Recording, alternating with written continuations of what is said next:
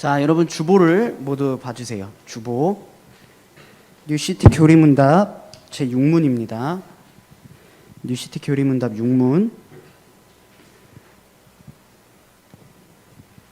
제가 질문을 읽으면 여러분이 답변을 읽어주시면 되겠습니다. 우리는 어떻게 하나님을 영화롭게 할 수 있습니까? 자, 다시 하겠습니다. 자, 제가 질문을 읽으면 여러분이 답변을 읽어주시면 돼요. 우리는 어떻게 하나님을 영화롭게 할 수 있습니까?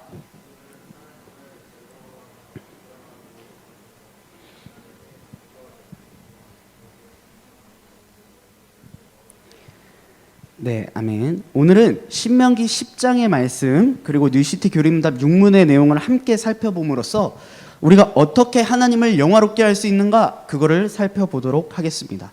여러분 혹시 살면서 누군가를 좋아해 본 적이 있어요? 저는 청소년 때 굉장히 인기가 많았어요. 그래서 제가 누군가를 좋아해 본 기억보다 좋아함을 받은 기억이 있는데 그 중에서 제가 중3 때 제가 신상중학교에 전학을 가게 됐어요. 신상중학교로 전학을 갔는데 전학 간 첫날 제가 첫눈에 반해본 경험이 있어요.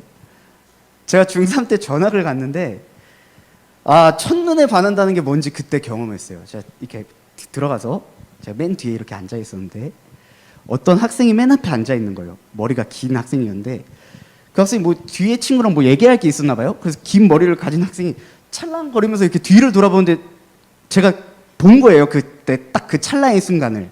근데 와, 너무 아름다웠던 거예요, 그 친구가. 그래서 이제 그때부터 제가 결심을 했어요. 어떤 결심을 했냐? 내가 어떻게 해서든지 저 친구와 친해져야겠다. 그래서 6개월 프로젝트에 들어갔어요. 제 마음속에 내가 6개월 안에 내가 저 친구랑 어떻게 해서든지 내가 이렇게 뭔가 관계를 좀 가져보겠다. 내가 이렇게 친한 관계를 좀 맺어보겠다. 그런 결심을 품었습니다. 그래서 6개월 동안 열심히 연락을 했어요. 여러분 그때 당시에는 스마트폰이 없었어요. 여러분 알아요? 그 R이라는 게 그때 당시 데이터인데 이걸 다 쓰면 충전을 해야 돼요. 근데 이 충전을 할 때 너무 연락을 많이 해서 이 R을 제가 몰래 충전을 했어요. 맨날 걸려가지고 막 할머니한테 혼나고 빗자루로 맞고 막 그랬었거든요. 근데 이 6개월 동안 열심히 연락을 했는데 아주 놀라운 일이 벌어졌습니다. 어떤 일이 벌어졌냐면 이 친구가, 제가 좋아했던 이 친구가 먼저 저한테 고백을 하는 놀라운 역사가, 그런 놀라운 하나님의 은혜가 제게 있었어요. 그래서 제가 그때 여러분 그런 말 있잖아요. 나는 내가 좋아하는 사람보다 나를 좋아해주는 사람이 좋아 라고 말하는 사람이 있고, 나는 나를 좋아해주는 사람보다 내가 좋아하는 사람을 만나는 게 좋아 라는 사람이 있죠. 여러분들 중에도 있잖아요. 내가 더 좋아하는 사람, 나를 좋아해주는 사람. 근데 제가 그때 뭘 경험했냐면 저는 제가 더 좋아하는 사람을 만나는 걸 선호해요. 근데 이지니까 방금 비웃은 것 같은데 아닌가? 아니죠? 네. 제가 더 좋아하는 사람이 같이 나를 좋아해 준다는 걸 경험했을 때 그렇게 기분이 좋을 수가 없더라고요. 표정을 보니까 여러분들은 아직 경험이 없는 것 같은데 그런 경험을 꼭 살면서 한 번 이상은 해보시기를 제가 꼭 바랍니다. 그런데 제가 이 얘기를 왜 하냐면 제가 느끼기에 오늘 하나님께서 이스라엘 백성에게 요구하시는 관계가 바로 그런 관계를 요구하시는 것 같다는 거예요. 우리 본문 12절을 한번 볼까요? 본문 12절입니다. 우리 한 목소리로 읽겠습니다. 시작. 이스라엘아, 내 하나님 여호와께서 내게 요구하시는 것이 무엇이냐? 곧 내 하나님 여호와를 경외하며 그의 모든 도를 행하고 그를 사랑하며 마음을 다하고 뜻을 다하여 내 하나님 여호와를 섬기고. 아멘.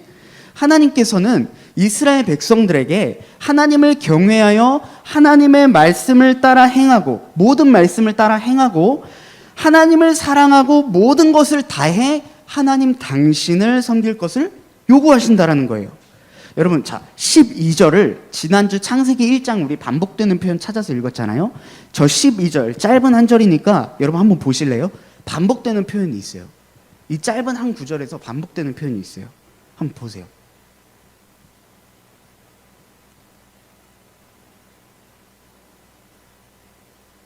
자, 찾으셨나? 자, 시어라.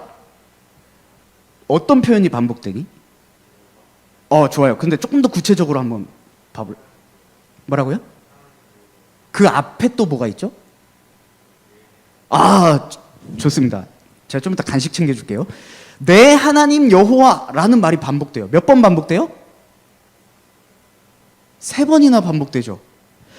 여러분, 성경, 제가 지난주에도 말씀드렸지만 성경에서 어떤 말을 반복할 때에는 분명한 이유가 있기 때문에 반복하는 거예요. 지금은 우리가 성경책이 그냥 저기 없어지면 또 사고 없어지면 또 사고 이렇게 하는 정말 별거 아닌 것처럼 보이지만, 이 성경을 기록할 당시에는 성경을 기록할 수 있는 그 가죽이, 그 양피지가 굉장히 귀했단 말이에요. 쉽게 구할 수 없는 거였어요. 그런데 거기다가 똑같은 표현을, 그 귀한 데다가 똑같은 표현을 반복해서 적는다라는 건 분명한 이유가 있겠죠. 모세가 지금 이 짧은 한 절에서 내 하나님 여호와, 내 하나님 여호와, 내 하나님 여호와라고 3번이나 반복해서 하는 이유가 뭐냐면, 이스라엘과 하나님의 관계가 어떤 관계인지를 계속해서 말해주기 위해서 반복하고 있다는 거예요. 성경에서는 이렇게 하나님과 이스라엘 백성 사이의 관계를 언약 관계라고 말을 합니다. 따라서 해볼까요? 언약 관계, 언약 관계, 언약 관계. 네, 언약 관계는 쉽게 말하면 약속을 맺은 관계라는 거예요. 그런데 이 약속이 어떻게 맺어지게 됐는가? 레위기 26장 11절에서 13절입니다. 레위기 26장 11절에서 13절입니다. 자, 한 목소리로 읽겠습니다. 시작. 내가 내 성막을 너희 중에 세우리니 내 마음이 너희를 싫어하지 아니할 것이며 나는 너희 중에 행하며 너희의 하나님이 되고 너희는 내 백성이 될 것이니라. 나는 너희를 애굽 땅에서 인도해 내어 그들에게 종된 것을 면하게 한 너희의 하나님 여호와이니라. 내가 너희의 멍에의 빗장을 부수고 너희를 바로 서서 걷게 하였느니라. 아멘. 13절에 보면요, 이스라엘은 애굽 땅에서 종이 되었다라는 표현이 나오죠. 이 종은 노예를 말하는 거예요. 노예. 이때 당시의 노예는요, 자아라는 게 있을 수가 없어요. 자아뿐만 아니라 자신의 생명에 대한 결정권도 없는 존재였어요. 내가 살고 싶다고 살 수 있는 것도 아니었고, 내가 죽고 싶다고, 이 지긋지긋한 노예 생활을 끝내고 내가 죽고 싶다고 생각을 해서 쉽게 죽을 수 있는 존재도 아니었다라는 거예요. 자신의 생각이란 가질 수 없는 존재가 바로 노예였습니다. 그냥 움직이고 말할 줄 아는 소유물에 불과했다는 거예요. 누가? 이스라엘이. 심지어 이들은 멍에를 메고 있었다라고 표현을 할 만큼 정말 힘든 삶을 살았습니다. 본래 멍에는 소나 나귀나 같은 그 짐승 같은 그 목에다가, 짐승의 목에다가 거는 그 농기구예요. 근데 이 멍에를 사람에게 걸었다라고 표현할 때에는 이 사람이 언제든지 주인의 명령에 굴복해야 되고 언제든지 힘든 일을 시키면 해야만 하는 그런 비참한 인생을 사는 존재가 바로 멍에를 맨 이스라엘이다 라고 표현하고 있다는 거예요. 하나님께서는 바로 그렇게 비참하고 연약하고 자신의 존재가 없던 그러한 이스라엘의 목에서 멍에를 부수셨어요. 그리고 그 멍에를 벗겨주셨습니다. 애굽으로부터 건져주셨어요. 여러분, 이제 종석쌤이 다음 주에 군대를 갑니다. 군대를 가면 싫어도, 내가 나가고 싶어도 1년 6개월, 1년 9개월은 군대에 있어야 돼요. 특히 코로나19 때문에 지금 휴가도 못 나와서 종석쌤 다음 주에 가면 언제 볼지 몰라요. 여러분 기도해 주세요. 살아서 만날 수 있게. 여러분 1년 9개월 군 생활하는 것도 힘들어서 죽겠는데, 이스라엘이 애굽에서 몇 년 노예 생활했는지 알아요? 430년 노예 생활했어요. 430년이면 이스라엘 민족의 정체성이라는 건 찾아볼 수가 없는 거예요. 그런데 하나님께서 그 400년 동안 종살이를 하는 이스라엘 백성들을 건져주셨어요. 그리고 말씀하시는 거예요. 내 마음이 너희를 싫어하지 않을 거야. 내가 너희 가운데 행하며 내가 너희의 하나님이 되고 너희는 내 백성이 될 거야 라고 말씀해 주신다라는 거예요. 그렇게 약속을 주셨어요. 중요한 거는 언약 관계 속에 이렇게 찾아와 주셔서 나는 너희의 하나님이 되고 너희는 내 백성이 될 거야 라고 그냥 약속만 주신 게 아니라 약속과 함께 주신 게 있어요. 그게 뭐냐? 그것이 바로 율법입니다. 율법. 여러분 많이 들어봤죠? 율법. 약속을 맺으면서 주신 게 율법이에요. 하나님께서 원하시는 것이 바로 오늘 말씀에서 말하고 있는 율법을 지키는 삶이라는 거예요. 그런데 저는 그러니까 개인적으로 법 하면 어때요, 여러분? 법이 좋아요? 저는 개인적으로 법이 좀 답답해요. 운전을 할 때도 속도 표지판이 있잖아요. 그게 법이잖아요. 이 도로에서는 60으로 달리세요. 이 도로에서는 80으로 달리세요. 제 마음으로는 막 150 이상 막 이렇게 빨리빨리 가고 싶은데 이 법이라는 게 있기 때문에 제가 제 마음대로 할 수가 없어요. 저는 개인적으로는 이 법이 저를 좀 답답하게 하는 것 같다라는 생각을 되게 많이 했어요. 하나님께서 이스라엘에게 주신 법이 몇 개냐면 613개예요. 613개. 너희 이렇게 살아 라고 법을 주신 게 613개인데 그 중에서 248개는 너네 이거 해 라고 말하는 긍정적인 명령이에요. 너네 착하게 살아. 뭐 예를 들어서 착하게 살아. 부모님 말씀 잘 들어. 이렇게 무엇을 하라는 게 248개고 나머지 365개는 뭐냐면 너네 그렇게 살지 마. 너네 이거 하지 마. 저거 하지 마. 이렇게 뭐뭐 하지 말라는 부정적인 명령이 총 365개예요. 그래서 무엇 해라. 무엇 하지 말아라. 합쳐서 613개입니다. 저는 그래서 청소년 때 교회를 다니기 싫었던 이유 중에 하나가 뭐냐면 이게 답답한 거예요. 그러니까 제가 알았던 거예요. 하나님을 잘 믿으면 하지 말아야 되는 게 있다는 걸 제가 알았던 거예요. 술도 마시면 안 되고 담배도 피면 안 되고 교회 다니면 그런 생각들이 다 있잖아요. 그런 게 있기 때문에 제가 청소년 때 교회를 다니는 게 굉장히 싫었어요. 솔직한 말로. 그런데 제가 이 율법이라는 단어에 대해서 오해하고 있었다는 것을 제가 발견하게 됐습니다. 하나님이 깨닫게 해주셨어요. 신명기 10장 13절 한번 보세요. 신명기 10장 13절. 내가 오늘 내 행복을 위하여 내게 명하는 여호와의 명령과 규례를 지킬 것이 아니냐. 여기 지금 보면 누구의 행복을 위해서라고 나와 있어요? 누구의 행복? 너의 행복. 하나님의 행복이 아니에요. 너의 행복을 위해서 지킬 것이 아니냐. 애굽 사람들이 이스라엘에게 멍에를 씌우기 위해서 온갖 악한 법들을 가지고 이스라엘을 다스렸어요. 너네 무조건 우리가 하는 말 들어. 악한 법을 만들어서 이스라엘 백성들을 괴롭혔단 말이에요. 그런데 하나님께서는 법을 주시면서 그들을 답답하게 만들고 이스라엘 백성들을 괴롭게 하기 위해서 법을 주신 게 아니라 너희의 행복을 위하여 이 법을 지켜라 라고 말씀하고 있다는 거예요. 저는 그래서 여러분이 이걸 꼭 기억했으면 좋겠습니다. 자, 따라서 해보세요. 율법은 선물이다. 율법은 선물이다. 여러분이 꼭 기억했으면 좋겠습니다. 율법은 우리를 답답하게 만드는 게 아니에요. 율법은 우리에게 선물로 주신 겁니다. 마치 이런 것 같아요. 저도 방황했을 때가 자꾸 있었다고 말씀을 드리고 있는데 정말 다행인 건 저처럼 심하게 방황하는 친구들은 지금 없는 것 같아서 제가 정말 하나님께 감사하고 있어요. 제가 그때 저는 이제 집에서 막내로 태어났어요. 그래서 누나들이랑 나이가 차이가 많이 나고 부모님도 맞벌이를 하셨기 때문에 할머니랑 살았거든요. 근데 할머니께서 저를 교육하실 때 늘 반복해서 하셨던 말씀이 있어요. 그게 아직도 잊혀지지 않는데 몇 가지가 있겠죠. 근데 그 중에서 하나가 뭐냐면 이 말이에요. 늘 할머니께서 하셨던 말씀이에요. 야, 이게 다 나 좋자고 하는 말이냐? 너를 위해서 하는 말이야.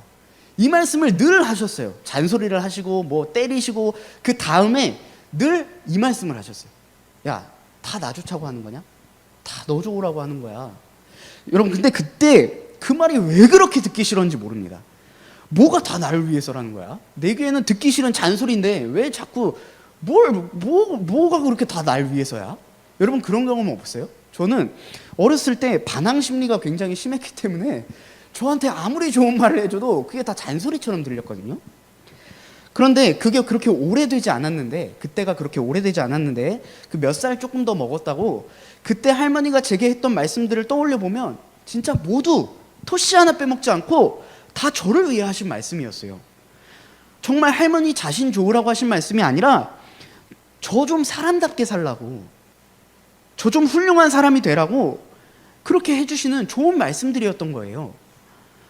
우리가 신앙이 성장하지 않아서 아직 어릴 때에는, 우리 믿음이 연약할 때에는 이 하나님의 말씀들이 전부 듣기 싫은 잔소리처럼 들려요. 따르고 싶지 않은 규칙들로 여겨진다고요. 그게 당연한 겁니다. 그게 당연한 거예요. 믿음이 없는 사람들한테는 하나님 말씀이 당연히 잔소리예요. 그런데 성경을 반복해서 보고 그 우리의 믿음이 성장하게 되면은 성경에 기록되어 있는 말씀들, 너 남들과는 다른 모습으로 살아라, 너 음란하게 살지 마, 너 우상 섬기지 말고 나만 바라봐 라고 하는 그 말씀들이 바로 다른 누구를 위해서가 아니라 나의 행복을 위해서구나 라는 거를 알게 된다는 거예요. 비록 그렇게 살지는 못하더라도 이게 적어도 나를 위한 말씀이구나, 나 좋으라고 들으라는 말씀이구나 라는 걸 깨닫게 된다는 거예요. 우리는요, 눈으로 보고 그리고 입으로 맛보고 피부로 경험하는 이 육체 감각의 만족을 행복이라고 착각하며 살아가요. 그래서 그냥 맛있는 음식 먹고 좋은 거 보고 좋은 감각 느끼고 그러면 우리는 그냥 행복하다고 착각하는 거예요. 그런데 성경은 그렇게 육체적인 감각에 속고 있는 우리에게 참된 행복이 무엇인지 알 수 있도록 율법을 선물로 주셨다는 겁니다. 여기까지 잘 따라오고 있어요? 제가 정리 한번 하겠습니다. 하나님과 이스라엘은 언약 관계예요. 약속을 맺은 관계입니다. 그런데 약속을 맺으면서 하나님께서 선물로 주신 것이 있어요. 요구하시는 것이 있어요. 율법이에요. 그리고 요구하시는 거예요. 내가 너희에게 준 율법대로 살았으면 좋겠어. 너네 그렇게 살면 너희 행복할 거야. 다른 사람을 위해서도 아니고 우리 자신의 행복을 위해서라고 하나님께서는 계속 말씀하고 있습니다.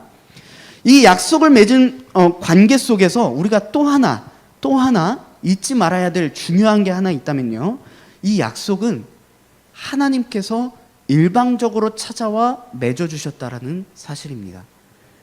본문 14절에서 15절입니다. 한 목소리로 읽겠습니다. 시작. 하늘과 모든 하늘의 하늘과 땅과 그 위의 만물은 본래 내 하나님 여호와께 속한 것이로되 여호와께서 오직 내 조상들을 기뻐하시고 그들을 사랑하사 그들의 후손인 너희를 만민 중에서 택하셨음이 오늘과 같으니라. 아멘. 조금 말이 어렵죠? 조금 더 우리에게 쉽게 와닿는 새 번역으로 한 번만 더 볼게요. 자, 한 목소리로 읽습니다. 그렇습니다. 하늘과 하늘 위의 하늘, 땅과 땅 위의 모든 것이 다 주 당신들의 하나님의 것입니다. 그런데 주님께서는 오직 당신들의 조상에게만 마음을 쏟아 사랑하셨으며 많은 백성 가운데서도 그들의 자손인 당신들만을 오늘 이처럼 택하신 것입니다. 여러분, 이스라엘 입장에서는 하나님 앞에 내세울 만한 자랑거리가 없어요. 하나님, 우리 약속 좀 맺을까요? 하나님, 우리 약속 맺는 사이 좀 됩시다 라고 감히 입 밖으로 내뱉을 만한 상황이 아니라는 거예요. 여러분, 아빠 엄마한테 큰 잘못을 해본 경험 있나요? 아빠 엄마한테 뭐 큰 잘못을 한 뒤에 배고프다고 밥 달라고 요구할 수 있어요? 우리 부모님께 큰 잘못하면 어떻게 해야 돼요? 조용히 방으로 들어가야 되죠. 그리고 빨리 나와 밥 먹어! 이 소리가 나오기 전까지 어떻게 해야 돼요? 사려야 돼요. 그죠? 구석에서 쪼그려서 부모님의 눈치를 살펴야 된단 말이에요. 우리 엄마 아빠한테 잘못해도 이렇게 눈치를 봐야 되는데 이스라엘 백성은 하나님께서 출애굽시키시고 하나님의 말씀대로 살라고 말씀하셨는데 그 말씀대로 살지 않았어요. 다른 분도 아니고 전지전능하신 하나님의 말씀을 안 들었어요.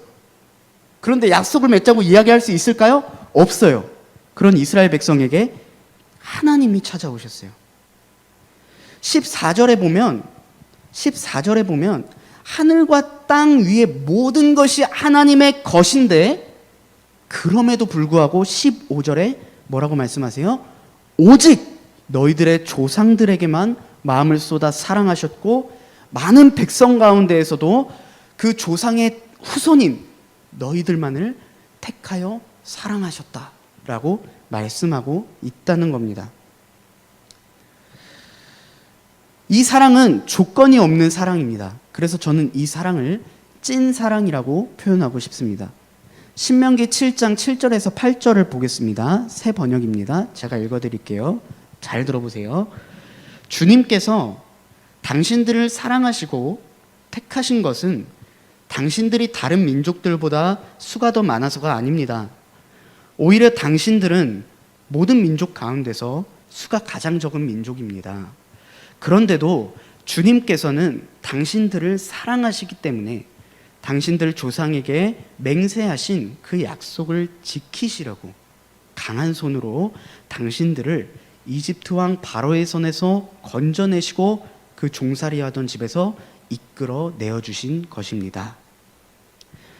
하나님이 이스라엘을 사랑하셔서 택하신 이유, 정확히 말하면 잘 모르겠어요. 잘 모르겠어요. 하나님이 왜 이스라엘을 사랑하셨는지 엄밀히 말하면 정확히 알 수 없다는 게 솔직한 고백이에요. 그런데 제가 한 가지 확실하게 아는 게 하나 있어요. 그게 뭐냐면 이스라엘이 사랑받을 만 했기 때문에 사랑받은 게 아니라는 것은 제가 확실하게 알고 있습니다. 하나님이 조건 없이 일방적으로 찾아오셔서 약속을 맺으셨다는 사실을 우리는 꼭 기억해야 된다는 거예요. 자, 좋습니다. 여러분들이 이 사실을 인정한다고 칠게요. 하나님과 이스라엘은 언약 관계이고 그 율법은 언약을 맺은 자들에게 선물로 주신 것이다. 이스라엘이 뭘 잘해서 약속을 맺은 게 아니라 하나님이 일방적으로 찾아와 이스라엘과 약속을 맺어주셨다. 좋다. 전사님 좋습니다. 그러면 그게 우리와 무슨 상관이 있습니까? 라고 생각할지도 모르겠습니다. 저는 상관이 있다고 말씀드립니다. 왜냐하면 우리가 영적 이스라엘이기 때문입니다. 갈라디아서 3장 7절입니다. 자, 짧으니까 한 목소리로 읽겠습니다. 시작. 그런즉 믿음으로 말미암은 자들은 아브라함의 자손인 줄 알지어다. 아멘. 이스라엘은 아브라함이라는 사람의 자손이에요. 이스라엘이라는 나라가 아브라함이라는 사람의 자손입니다. 그런데 육체적인 후손만 아브라함의 자손이 아니라 하나님의 말씀을 믿음으로 받아들이는 사람들도 아브라함의 자손이라고 사도 바울은 말씀하고 있습니다. 그래서 우리는 영적 이스라엘이에요. 바꿔 말하면 어떤 의미가 있습니까? 우리가 앞서 살펴보았던 모든 말씀들이 우리에게도 해당이 된다는 거예요. 우리는 이스라엘처럼 하나님과 약속을 맺은 언약 관계에 있는 사람들입니다. 언약 관계에 있어요. 하나님께서 우리에게 선물로 주신 게 뭐예요? 율법. 그럼 요구하시는 건 뭐예요? 그 율법을 지켜라. 앞서 우리가 살펴보았던 모든 내용들이 우리에게 해당되는 말이라는 겁니다. 그저 하나님이 일방적으로 우리를 먼저 찾아와 사랑하여 선택하여 주셨기 때문에 이루어진 관계라는 거예요. 그런 우리에게 선물로 주어진 것이 율법이고 그 율법을 지키기를 하나님께서 요구하신다. 그렇기 때문에 저는 모세가 이스라엘 백성들에게 했던 그 말을 고스란히 제 자신과 여러분에게 전달해 주고 싶어요. 어떤 말씀이냐? 신명기 10장 16절입니다. 한 목소리로 읽습니다. 시작. 그러므로 너희는 마음에 할례를 행하고 다시는 목을 곧게 하지 말라. 여러분 혹시 할례라는 게 뭔지 아나요? 할례라는 거 아는 사람. 그냥 뭔지 안 물어볼게요. 아는 사람. 잘 모르는 것 같아요. 할례는 하나님과 약속을 맺은 관계라는 것을 눈으로 확인할 수 있도록 남성의 성기 표피 끝을 돌칼로 자르는 행위를 말하는 거예요. 그런데 중요한 것은 이 할례를 행했다고 모두가 천국 가는 사람은 아니거든요. 하나님의 뜻을 순종하며 하나님 말씀대로 살겠습니다 라고 그 하는 믿음의 표현을 그냥 그렇게 겉으로 육체에다가 하는 것일 뿐이지 그것을 했다고 천국 가는 건 아니라는 거예요. 그래서 신약에 보면은 예수님 때에 나 육체 할례를 받았어. 나 이스라엘 사람이야. 나 아브라함의 후손이야. 나 당연히 천국 가는 사람이야 라고 자랑하는 사람들이 있었어요. 근거가 뭐냐면 그냥 육체 할례를 받았다고. 그런데 예수님께서는 그렇게 자랑하는 사람들에게 예수님과 사도들이 뭐라고 말하냐면 육체의 할례가 중요한 게 아니야. 중요한 건 마음의 할례가 중요한 거야. 너희가 하나님을 정말로 믿는다라고 말한다면 겉으로 드러나는 것보다 그 마음 내면 깊은 곳에 너희가 진심으로 하나님을 사랑하느냐, 너희가 마음 깊은 곳에 정말 하나님을 즐거워하고 있느냐, 너희 마음의 할례를 행해라 라고 말한다는 거예요. 하나님을 사랑함으로 하나님의 뜻에 순종하며 하나님을 경외하겠다는 결단을 마음 깊은 곳에서부터 하는 것, 그게 바로 마음의 할례입니다. 하나님 말씀을 따르지 않으면 벌을 받을까 봐 무서워서, 주일 예배 한번 빠지면 교통사고 날까 봐, 혹은 하나님 말씀대로 살면 돈도 더 많이 벌 것 같고 성적도 잘 나올 것 같고 좋은 대학에도 가게 해주실 것 같고, 그래서 울며 겨자 먹기로 억지로 하나님 말씀을 따르려고 하는 것이 아니라 진짜 하나님을 사랑하는 마음이 자연스럽게 하나님 말씀대로 살고 싶다는 자리까지 나아갈 수 있는 것, 그게 바로 마음의 할례입니다. 하나님은 북한의 김정은 같은 존재가 아닙니다. 북한 사람들은 김정은을 내면 깊은 곳에서 존경하고 따르지 않아요. 탈북자들의 이야기를 들으면 북한 사람들 대다수가 총살당할까봐, 죽을까봐, 마지못해 고난을 당할까봐 두려움 때문에 김정은을 섬긴다고 해요. 그런데 하나님이 우리에게 원하시는 관계는 그런 관계가 아니에요. 또한 여러분에게 권면합니다. 목을 뻣뻣하게 하지 마십시오. 목을 곧게 하지 마십시오. 하나님 말씀 앞에 완고한 모습으로 서지 마십시오. 우리가 하나님 뜻대로 살지 않아도 큰 어려움이 없는 이유는 하나님이 살아계시지 않기 때문에 그런 게 아니라 우리가 돌이키기를 인자하신 하나님께서 오래 참으시는 그 이유 때문에 우리에게 아무 일도 없다는 것을 여러분 기억하셔야 됩니다. 그러니까 잘못한 게 있다면 잘못했다고 인정하는 저와 여러분이 되었으면 좋겠습니다. 하나님은 우리를 사랑하십니다. 어떤 조건도 없이 그저 사랑해 주십니다. 그 사랑은 예수님이 이 땅에 육신을 입고 오시어 아무 죄가 없으심에도 불구하고 단지 우리의 죄악을 담당하시려고 십자가에 못 박혀 죽으셨을 바로 그때에 명확하게 아주 밝히 드러났습니다. 저는 이 사랑을 찐사랑이라고 표현하고 싶습니다. 여러분께 묻겠습니다. 여러분은 이 찐사랑이 여러분 자신을 향한 하나님의 사랑인 것임을 믿음으로 받아들이십니까?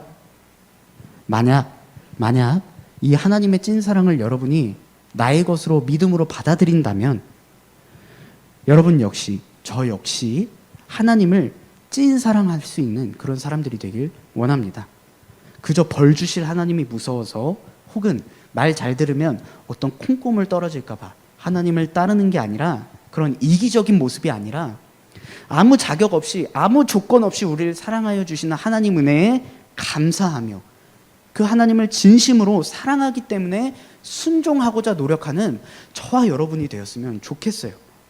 사랑하는 남자친구를 위해, 좋아하는 남자를 위해 풀 메이크업 하는 시간이 아깝지 않은 것처럼, 내가 좋아하는 여자를 위해서 얼마든지 지갑을 열 수 있고, 내가 좋아하는 여자를 위해서 내 모든 것을 다 해줄 수 있는, 기꺼이 다 해줄 수 있는 그런 마음들, 그 마음들처럼 하나님을 향한 우리의 찐 사랑이 하나님께 아무것도 아깝지 않습니다.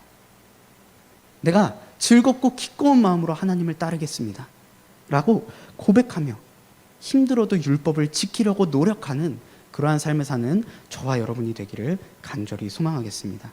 그것이 바로 우리가 하나님을 영화롭게 하는 방법입니다. 기도하겠습니다. 하나님 감사합니다. 우리에게 찾아와 주셔서 하나님을 알 수도 없고 하나님을 찾을 수도 없는 우리에게 찾아와 주셔서 끊임없이 완악한 우리 마음 가운데 하나님의 말씀을 들려주시며 하나님 당신을 바라볼 수 있도록 은혜 베풀어 주시니 감사합니다. 우리는 끊임없이 주님을 배반합니다. 그러나 하나님은 끊임없이 우리를 찾아오십니다. 이제 우리가 성장해야 될 때인 것 같습니다. 하나님, 우리의 마음의 문을 열고 주의 말씀을 즐거워하고 주의 율법을 주야로 묵상하며 우리의 삶의 성화, 거룩한 삶이 전진해 갈 수 있도록 우리의 연약한 삶을 붙드시고 은혜 내려 주시옵소서.